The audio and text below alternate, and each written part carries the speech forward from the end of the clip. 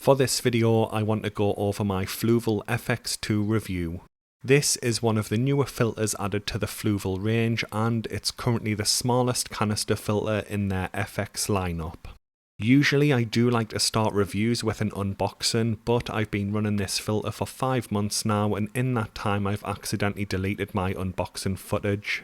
Here's a screenshot from the official Fluval website showing everything that's included, but as you would guess, it comes with pretty much everything you need to get this filter running. In all honesty, for my setups, the only thing that I would like to see added is some type of pre-filter sponge or cover for the intake. I managed to cut my own out of some 30 ppi foam in a couple of minutes, so it's really not much of an issue if I'm honest, but it does the job and helps keep the shrimp out of my filter.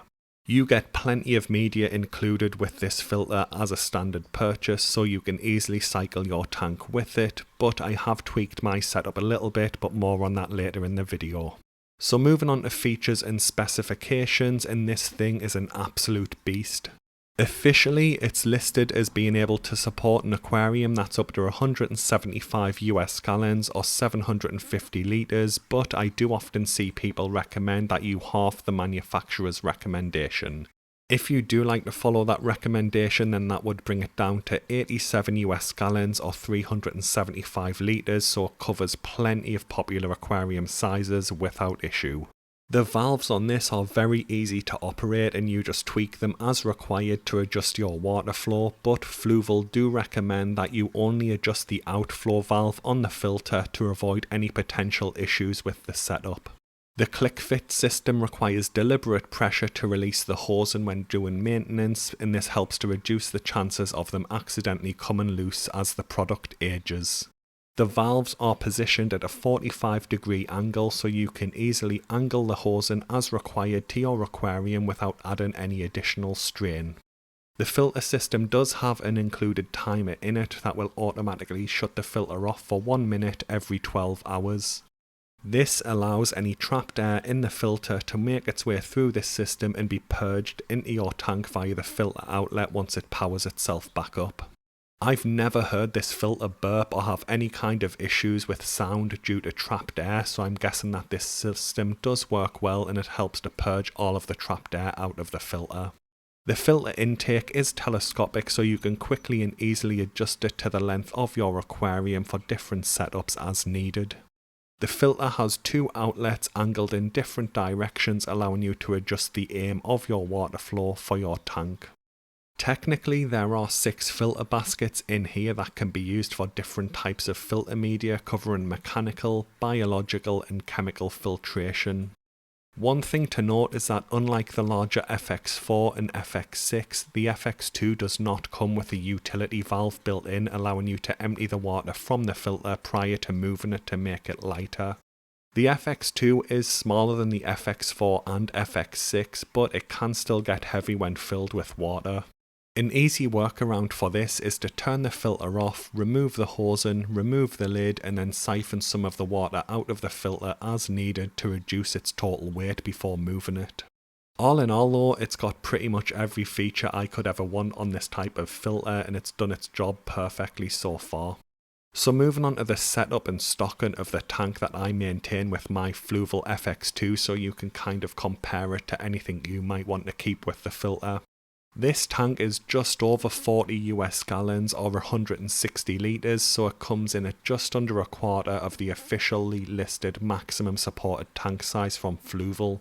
Initially, I was worried about the water flow being too powerful for this tank size, but it hasn't caused any problems with my fish, and I often see them swimming straight through the water flow without issue. As you can see, I do keep plenty of plants in here to help manage the ammonium and nitrate, but the filter takes care of everything else. I would point out that this tank has a lot of fast-grown Mortala rotundifolia and floating plants that help to maintain water parameters, and if you're keeping something like a goldfish tank or cichlid tank, your performance might be different because of the lack of plants. Current stocking for this tank is 14 cardinal tetras, 12 harlequin rasboras, 6 neon tetras, 5 corydoras, 2 honey gourami and 1 Siamese algae eater. I also have an unknown number of cherry shrimp, Armano shrimp and neurite snails in here, but their bioload won't really make much of a difference on the filter. I feed this tank pretty heavily twice per day and the filter hasn't had any issues with maintaining water parameters since the initial cycle 5 months ago. I chose to use a fishless and plantless cycle with this tank, meaning that I added the substrate, the hardscape and the water and then dosed the tank with Dr. Tim's ammonia solution and then left the tank to cycle. The idea behind this method is to bring the bacteria and archaea colonies up to a level where they can easily manage the expected bioload of my fish without any help from the plants in the tank. If I remember correctly, it took just over 1 month to cycle the tank, and as I mentioned earlier, this setup hasn't had any issues with keeping ammonia and nitrite at 0 ppm. So moving on to the installation process, and again unfortunately that footage was also in the folder that I deleted, but it was very easy and very beginner friendly. This is my first proper canister filter and I was able to easily follow the user manual to set everything up and get the filter working quickly without any problems. I have seen some people online say that they don't like the ribbed hosing on this setup as it was difficult for them to cut, but I managed to trim it down to size with a pair of regular scissors and didn't have any issues at all. Other filters do seem to make it a little easier to use the standard mechanical, biological and chemical order of filtration, but there's so much media capacity in this filter that I'm not sure it's as important as with smaller filters. It's a bit of a pain to find solid information on the PPI of the circular foam in here, but I have seen people say that it's a 30 PPI foam, making it a little too open for pure mechanical filtration even though it's the first media the water will hit. I have seen some YouTube videos and social media posts saying that you don't have to manually add any water to a Fluval FX filter when you're setting it up, as the smart pump system will autofill the filter. This may be true, but the user guide clearly recommends that you do add some water to the filter before you turn it on. Personally, I've never needed to use the autofill system on this, as it's been far quicker to just fill the filter up with water from the tank and then get it working as quickly as possible so I can check there's water flow and then get back to the regular stuff I have to do that day. I want to quickly go over my specific setup for my Fluval FX2 when it comes to media, but I do want to be very clear and say that there are plenty of different ways you can set this filter up and still get great results. Fluval do include some of their Biomax ceramic media with your purchase and they recommend that you use it for biological filtration, but I opted against using it and went with a 100% 30 ppi foam setup. I used all of the included foam that came with the filter, but then I went on Amazon and purchased some third-party 30 ppi filter pads and decided to use them where the ceramic media would usually sit. These filter pads are designed for the FX4 and FX6, so they are a little bigger than the normal ones for the FX2, but they fit without issue and are so much cheaper than the official Fluval ones. I know that some people only see foam as a mechanical filtration media, but this FX2 setup works in a very similar way to a sponge filter where it uses foam for both mechanical and biological filtration.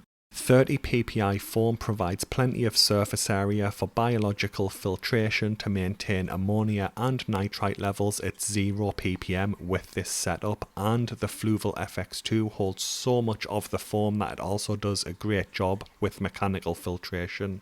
I haven't used any chemical filtration media in my FX2 setup because I haven't needed it, and personally I do feel that brands try and sell you it when you don't really need it, but there's plenty of space in this filter if you do want to add some chemical filtration.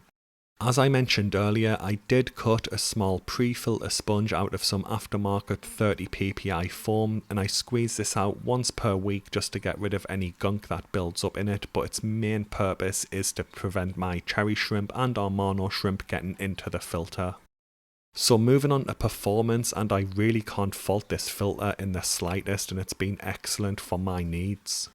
I haven't had any issues with ammonia or nitrite since cycling this tank 5 months ago, and I have changed the stocking and feeding routine for this tank a couple of times. I'm using spiderwood in this tank so it doesn't really break down and fragment like some other types of wood such as mangrove wood.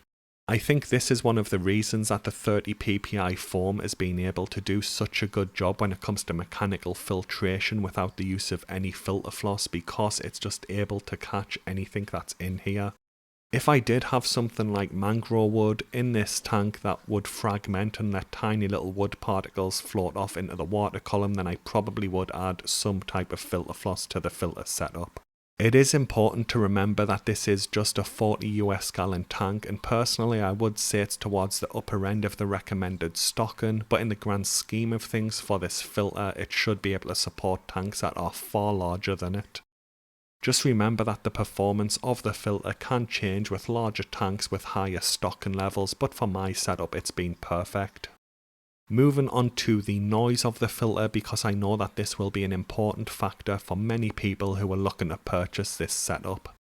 Unfortunately, I do have 10 other aquariums in this room, so it's pointless to record any real-time audio of the filter running because a lot of the other filters in here are actually louder than my FX2. I work from home directly to the right of this tank, and I would guess that this filter is around 2 meters away from where I work, and the only time I really hear it is the once per 12-hour air bubble purge. After the filter powers down for around a minute, it reactivates and it pumps all of the trapped air out of the filter, so you can hear the air bubbles, but it literally lasts a couple of seconds and then goes back to pretty much being silent. As you can see, I have my canister filter in the open sitting on my racking rather than being hidden away in a cabinet stand or anything like that, and I really can't hear it running with it just being out in the open right next to where I work. So far I have only done maintenance on this filter once, but just like all filters, as the gunk builds up inside of it, the sound levels of the filter may increase due to restricted water flow, letting you know that it's time to do some filter maintenance.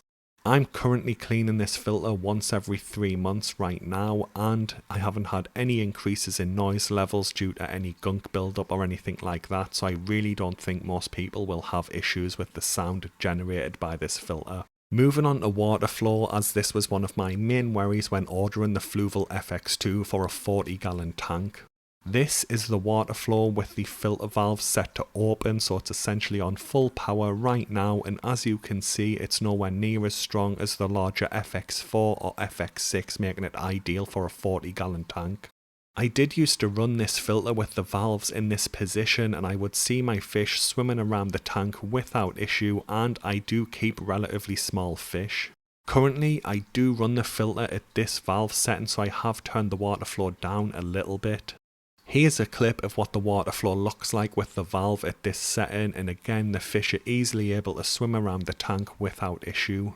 The main reason that I actually reduced the water flow setting for this tank was due to my Rotala rotundifolia and Echinodorus plants in the background getting pushed around a lot due to the water flow. So yeah, even though I'm running this filter on a far smaller tank than its maximum recommended tank sizes, I haven't really had any problems with the fish or shrimp in here being able to swim around due to water flow. Moving on to maintenance, and I know that there seems to be a trend of people leaving their canister filters for as long as possible without doing any servicing, but I'm not really into doing that myself, and I do try and make sure that my filters get cleaned at least once every 3 months. I'm actually thinking of reducing this to once per month with this specific setup, because my 40 gallon tank consistently has high phosphate levels in all of my other tanks, and I do think it's due to the fish waste and detritus being trapped in the filter. To my knowledge, phosphate isn't harmful to fish, but it can cause problems with algae growth in the tank, and I did have some serious issues with blackbeard algae and staghorn algae a couple of months back. Anyway, there is a full breakdown that's easy to follow in the user manual, but here's how I do the servicing. I remove the power plug to turn the filter off, and then I put the 2 valves into the lock position to hold the water siphon in the hosing and prevent any spillage when removing the lid. I remove the lid of the filter by undoing the locker nuts in an opposite pattern to equally release tension across the lid. Once the lid is off, I siphon some of the water in the filter into a bucket to reduce the chances of large amounts of water spilling during the servicing. Then I fill a bucket with tank water and squeeze all of the foam out to remove as much of the gunk as possible. Technically you can use tap water for this, as the chlorine in tap water takes a long time to cause any real issues with the bacteria on the foam. Personally, I like to use old tank water on the theory that a lot of the bacteria will be getting squeezed out of the foam during this process, so I want to maximise the remaining bacteria on the foam without chlorine reducing its population further. Once all the foam has been squeezed out, I top the filter back up with water, rebuild the filter, pretty much doing everything at the start of the maintenance in reverse, and then I plug it back in. The filter should start to run without issue, but after a minute it will do the auto shut off to purge any air in the filter. This is totally normal, and it's part of the auto timer system that's used in the FX range to purge air, and it does look like the filter will use this time as the 12-hour cycle, and it'll do this every 12 hours every day. It is worth keeping this in mind if you keep your filter in your bedroom where you'd sleep, or in a room where you work or watch TV or anything like that, and you may want to adjust the power up to something where it'll be easier on the 12-hour cycle to not disturb you. So that's the main maintenance for the filter, but I do like to squeeze my DIY pre-filter out once per week, and it's surprising how much gunk this catches. Moving on to value for money, and there's a bunch of different variables that are going to play into this one for your situation. At the time of recording, the Fluval 407 retails at around £210 and the Fluval FX2 retails at around £225. I'm really struggling to see why anyone would go with the 407 now that the Fluval FX2 has been released onto the market, and I did try to do a few comparisons on a spreadsheet before I purchased the FX2, and it always came out on top between the two filters. If you do have limited space available, then the 407 from the Fluval range may be a better option due to its smaller size, but the amount of extra filter media that the FX2 holds for a relatively small price increase pushed it well ahead for me. Here in the United Kingdom, the Oase Biomaster Thermorph 850 supports similar sized tanks to the FX2 and currently retails for around £370. Now this is the thermal variant of this filter that comes with an included heater, but even then the price is just so much higher than what you'd pay for the Fluval alternatives. If you are on the fish keeping side of the hobby, I just don't see any reason you'd go with the Oase range over the Fluval range. If you're on the aquascaping side of the hobby, then I do see the appeal because their Biomaster range lets you put your heater into the filter so it doesn't catch the eye and potentially ruin your scape. Here in the UK, we also have the All Pond Solutions range at the other end of the pricing scale, with most of their products being very budget friendly. My friend uses an All Pond Solution 1000 EF that retails at around £65 with the All Pond Solutions filter booster attached in line for mechanical filtration that retails at around £20. That brings a total cost up to £85 for his setup, and he uses it on an 80 US gallon tank or around 300 litres, and he keeps a bunch of pearl gourami and Siamese algae eaters in that setup, and he's never had issues with his water parameters. I recently gave my 2 pearl gourami to him for that tank, and while I was there I had a look at the filter, and in all honesty the only real difference that I could tell between that and the Fluval FX2 was the sound. His All Pond Solutions setup seemed to be a lot louder than the Fluval FX2, but if you have a dedicated fish room where you won't be working, sleeping or watching TV near the filter, the lower price can definitely make the All Pond Solutions range more attractive. I know that there's a bunch of other canister filter options on the market, but I don't have any personal experience with them or know anyone who uses any other type of filter than the ones that I mentioned, so I don't want to comment on them. Personally, for my needs, I'm very happy with how much I paid for the Fluval FX2, and I am looking to upgrade the 40 gallon tank to a larger tank next year, so it is kind of future proofing my purchase for that tank rather than as a 40 gallon filter. Another thing that you have to remember is that I do work from home every day right next to this tank, so I'm right next to the filter, and I honestly do think that the All Pond Solutions alternative would annoy me with its noise levels, whereas I rarely hear the Fluval FX2. Anyway, that concludes my review of the filter. So far I'm very happy with it, and if you have the space to house the filter and the budget available for it, I do think it's a good little filter to get. Thanks for watching guys, hopefully the video has been helpful and have a good day.